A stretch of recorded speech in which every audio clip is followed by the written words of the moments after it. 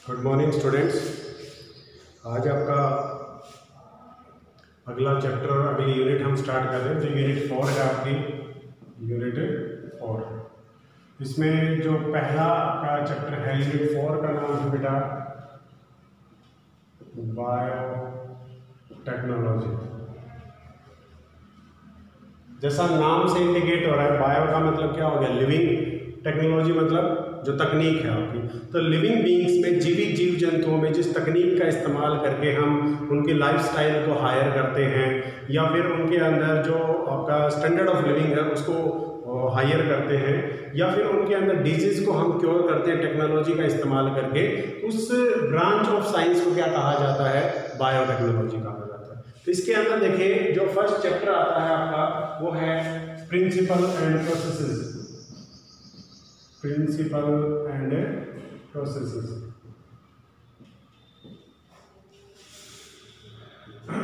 ये देखिए जो बायोटेक्नोलॉजी का प्रिंसिपल है या प्रोसेसेस है, इसके अंदर कौन कौन से आपकी ब्रांचेज आती हैं। जैसे मैंने बताया आपको, बायोटेक्नोलॉजी का मतलब क्या हुआ, बायोटेक्नोलॉजी का मतलब हुआ जिस टेक्निक का इस्तेमाल लिविंग बीइंग्स के अंदर आपका जो जेनेटिक इंजीनियरिंग करने के लिए या जीन्स को मैनिपुलेट करने के लिए किया जाता है, उसे हम क्या कहते हैं, बायोटेक्नोलॉजी।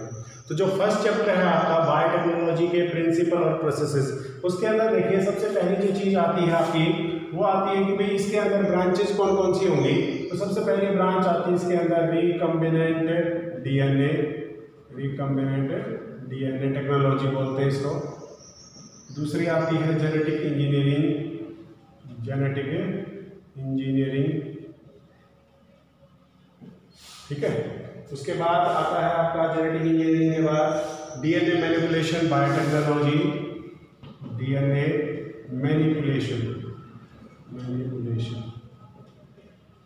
बायोटेक्नोलॉजी।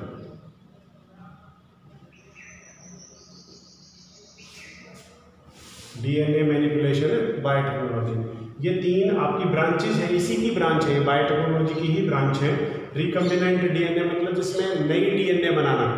नई डीएनए का मतलब ये नहीं कि बिल्कुल कंप्लीटली नहीं, रिकम्बिनेंट डीएनए का मतलब नया कॉम्बिनेशन बनाना उसके अंदर। जैसे आप म्यूटेशन में आपने पढ़ा था कि भाई हम क्या करते हैं, सब्स्टिट्यूट करते हैं या फिर एडिशन करते हैं, सब्सट्रैक्शन करते हैं, ट्रांसफॉर्मेशन करते हैं, तो उसमें हम ऐड करते हैं जीन्स को या फिर रिमूव करते हैं। उसी तरीके से एक जो पोर्शन है डीएनए का, उसको रिमूव करके उसकी जगह कोई नया पोर्शन ऐड करना डीएनए का, वो क्या कहलाता है, रिकम्बिनेंट डीएनए टेक्नोलॉजी कहलाता है। जेनेटिक इंजीनियरिंग में हम क्या करते हैं, जेनेटिक इंजीनियरिंग में कोई भी आपका जो जीन्स आपका डिफेक्टेड हो गया है, उस जीन्स को बाहर निकाल देते हैं और उसकी जगह प्रॉपरली काम करने वाला उसी टाइप का जीन ऐड कर देते हैं। इसमें चेंज नहीं किया जाता जीन्स के अंदर, इसमें तो क्या कर दिया जाता है, जीन्स को ही मैनिपुलेट कर दिया जाता है, बदल दिया जाता है। इसके अंदर सिर्फ क्या करते हैं, जो डिफेक्टेड जीन है उसको रिमूव कर दिया जाता है और उसकी जगह प्रॉपरली वर्क करने वाला जीन ऐड कर दिया जाता है। तो उसे हम क्या कहते हैं, जेनेटिक इंजीनियरिंग कहते हैं।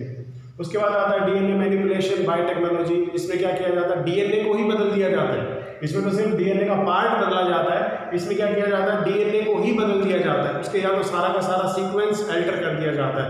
तो अब सारा का सारा सीक्वेंस अल्टर किया जाएगा तो उससे आपकी नई इंफॉर्मेशन जाएगी अगली पीढ़ी के अंदर और वो अपने हिसाब से कैरेक्टरिस्टिक्स को आगे बढ़ाए, ठीक है।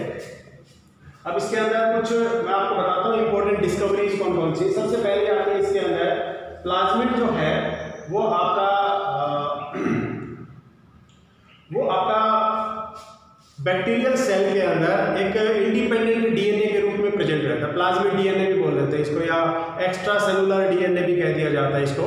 तो जो डीएनए है, न्यूक्लियर डीएनए है, वो तो न्यूक्लियस के अंदर मिलेगी और न्यूक्लियस के बाहर जो साइटोप्लाज्म के अंदर आपकी डीएनए होती है बैक्टीरियल सेल के अंदर, उसे क्या कहा जाता है, प्लाज्मिड कहा जाता है, ठीक है। ये याद रखिए, प्लाज्मिड डीएनए। दूसरा आता है इसके अंदर 1960 में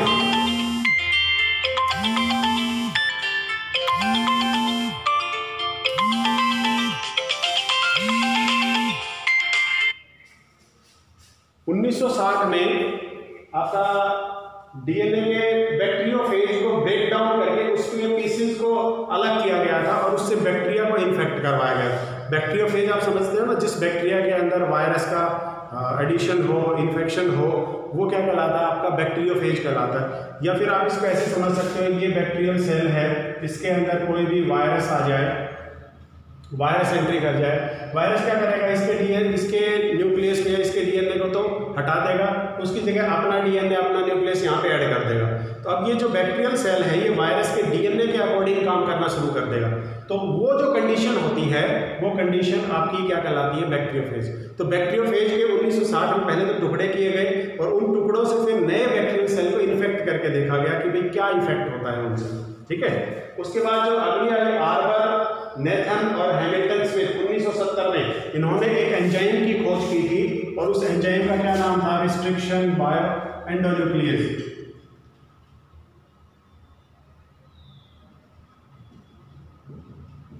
रिस्ट्रिक्शन एंडोन्यूक्लियस, क्या नाम था, रिस्ट्रिक्शन एंडोन्यूक्लियस, ठीक है। ये 1970 में आर्बर, नेथन और हैमिल्टन, ये तीन साइंटिस्ट थे, आर्बर था, नेथन था और हैमिल्टन। आर्बर था, नेथन था और हैमिल्टन था।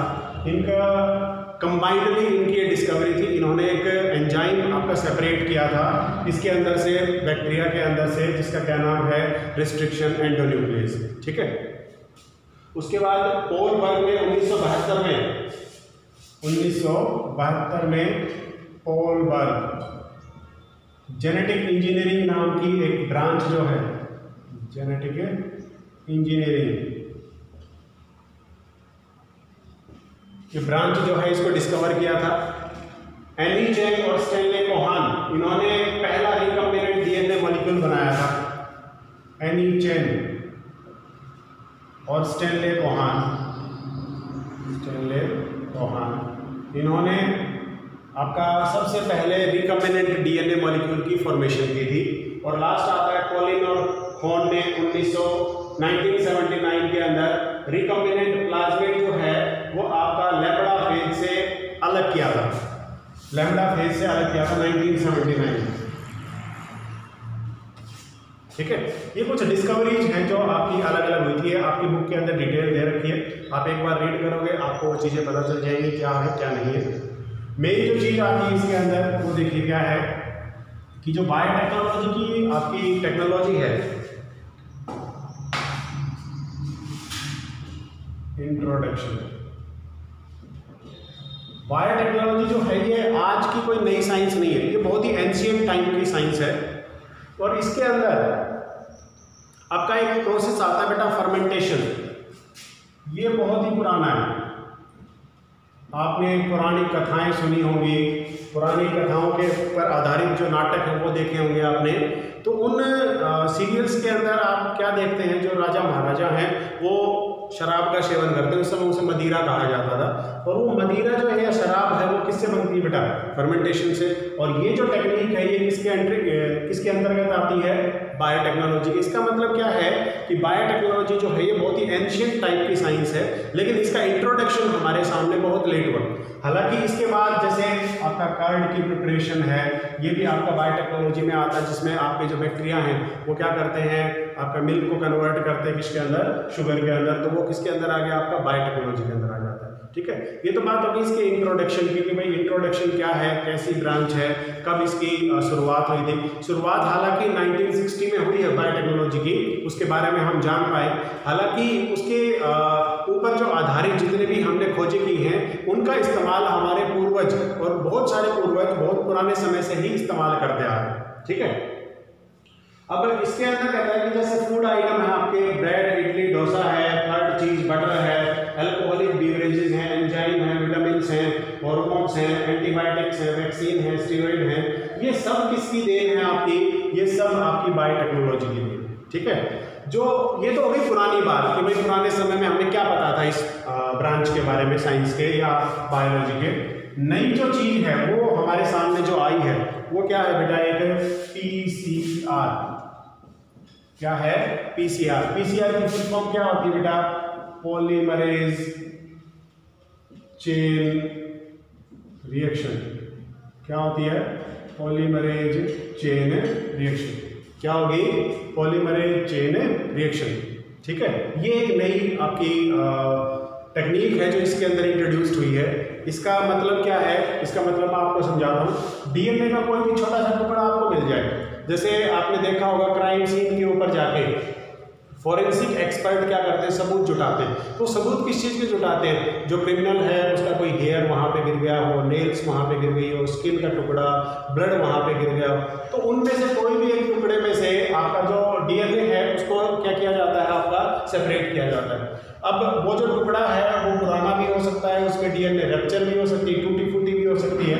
तो उस टूटी फूटी डीएनए का एक छोटा सा टुकड़ा लेके हम कंप्लीट डीएनए की फॉर्मेशन कर सकते हैं। किस टेक्निक के इस्तेमाल से, पीसीआर के इस्तेमाल से। किस टेक्निक के इस्तेमाल से करेंगे, पीसीआर के इस्तेमाल से करेंगे। ठीक है, तो ये टेक्नोलॉजी आपकी इस्तेमाल की जाती है, जिसके अंदर आपका जो पीसीआर है वो आपकी रिस्पॉन्सिबल होती है एक छोटे से डीएनए के टुकड़े को कंप्लीट डीएनए मॉलिक्यूल्स के अंदर कन्वर्ट करने। तो ये नई टेक्नोलॉजी जो इस ब्रांच के अंदर ऐड की गई थी, इससे पहले जो जितनी भी हमने ब्रांचेस की पढ़ी उनका इस्तेमाल हमारे पूर्वज भी करते रहे, हम भी करते रहे हैं। और ये जो है बहुत ही पुरानी ब्रांच है, लेकिन इसका इंट्रोडक्शन 1960 में हुआ। उससे पहले इस नाम से हम नहीं जानते थे, उसको हम हमारे अलग अलग लोकल लैंग्वेज में अलग अलग नामों से जानते थे। कॉमनली वर्ल्ड वाइड इसको नाम से जाना गया 1960 के बाद। ठीक है, अब उसके बाद आता है कि भाई जो प्रिंसिपल है बायोटेक्नोलॉजी के वो क्या है, principles of biotechnology. Principle of biotechnology, principles क्या है बायोटेक्नोलॉजी के? दो प्रिंसिपल्स के ऊपर बेस्ड है आपकी बायोटेक्नोलॉजी। पहली तो है जेनेटिक इंजीनियरिंग और दूसरी है बायोकेमिकल इंजीनियरिंग। दूसरी कौन सी है, बायोकेमिकल इंजीनियरिंग। पहली है जेनेटिक इंजीनियरिंग और दूसरी कौन सी है, बायोकेमिकल इंजीनियरिंग। जेनेटिक इंजीनियरिंग में जैसा मैंने कहा आपको कि इसमें आपका जो डिफेक्टेड जीन है उसको सेपरेट किया जाता है डीएनए से, और उसकी जगह फंक्शनल जीन जो नॉर्मल फंक्शन कर रहा है, फंक्शनल जीन जो है वो क्या कर दिया जाता है, क्या कर दिया जाता है, ऐड कर दिया जाता है। ठीक है, अब ऐड होगा फंक्शनल जीन, तो इसकी वजह से क्या होगा, आपका वो जो जीन है वो प्रॉपरली काम करेगा, और उसके कारण जो आपकी बॉडी के अंदर डिफेक्ट आए थे वो अब आपकी बॉडी के अंदर शो नहीं करेंगे। तो ये पहली आपका प्रिंसिपल है जिसके ऊपर बायोटेक्नोलॉजी बेस्ड है। दूसरा जो प्रिंसिपल आता है आपका बायोकेमिकल इंजीनियरिंग, उसमें हम क्या करते हैं, बायोकेमिकल इंजीनियरिंग में डिजायर्ड माइक्रोब्स का, बायोकेमिकल इंजीनियरिंग जो डिजायर्ड का मतलब क्या हुआ बेटा, जिसकी हमें जरूरत है, डिजायर्ड जो माइक्रोब है जिसकी हमें ज़रूरत है, या फिर आप कह सकते हो जो आपके लिए यूजफुल है इस तरह की टेक्नोलॉजी का इस्तेमाल करने में, उस माइक्रोब्स का इस्तेमाल करके हम क्या करते हैं, आपका कल्चर मीडियम के अंदर उनकी ग्रोथ इंक्रीज करते हैं। ठीक है, अब जो भी डिजायर्ड माइक्रोब जिसकी भी करवानी है आपको, जो भी आपको माइक्रोब चाहिए जो आपके लिए यूजफुल है, जैसे योगर्ट है या फिर लैक्टोबैसिलस है आपके, या क्लोस्ट्रीडियम है आपका, इन माइक्रोब्स को कल्चर मीडियम में डाल के इनकी ग्रोथ को इंक्रीज करना। अब वो कल्चर मीडियम किससे प्रिपेयर होगा, बायोकेमिकल इंजीनियरिंग से। इसमें क्या होता है, हम पहले ये पता लगाते हैं कि बैक्टीरिया जो है किन किन मिनरल्स का या किन किन एलिमेंट्स का इस्तेमाल करके अपनी ग्रोथ करते हैं, उस हिसाब से हम सॉल्यूशन प्रिपेयर करते हैं और उसमें फिर उन माइक्रोब्स को डाला जाता है। माइक्रोब्स का आरटी जो होता है, रिप्रोडक्टिव जो रेट होता है, वो आपका इंक्रीज होता है और माइक्रोब्स की संख्या बढ़ती चली जाती है, और उस हिसाब से हमें क्या मिलते चले जाते हैं, प्रोडक्ट मिलते चले जाते हैं। तो ये दो प्रिंसिपल्स हैं जिनके ऊपर आपकी बायोटेक्नोलॉजी बेस्ड है। आज सिर्फ आपका इंट्रोडक्शन था, कल हम इसका डिटेल में स्टडी स्टार्ट करेंगे। जो मेन टॉपिक है वो कल से हम स्टार्ट करेंगे। आज आप इतना ही इसको पढ़ लीजिए, जितना भी आपका बुक के अंदर दे रखा है प्रिंसिपल्स तक, उसको एक एक वर्ड करके पढ़िए। कोई प्रॉब्लम आती है तो आप पूछ लीजिए। बहुत ही आसान यूनिट है, बहुत ही छोटी यूनिट है। अगर आप ध्यान से पढ़ोगे तो ये आपके आगे भविष्य में काम आने वाली टेक्नोलॉजी भी है, और जो आगे चल के मेडिकल साइंस पढ़ना चाहते हैं, डॉक्टर बनना चाहते हैं, या फिर हायर डिग्री लेना चाहते हैं, उनके लिए मेडिकल्स में ये आपकी टेक्नोलॉजी बहुत आगे काम आएगी। बीएससी में भी, एमएससी में भी, और उससे आगे जब आप पढ़ोगे उसमें भी। तो इसको आप ध्यानपूर्वक पढ़िए, कोई प्रॉब्लम प्रॉब्लम है तो पूछिए। यहाँ पे कंसेप्ट क्लियर हो गए तो हायर क्लासेस में पढ़ने में आपको दिक्कत नहीं आएगी। Thank you.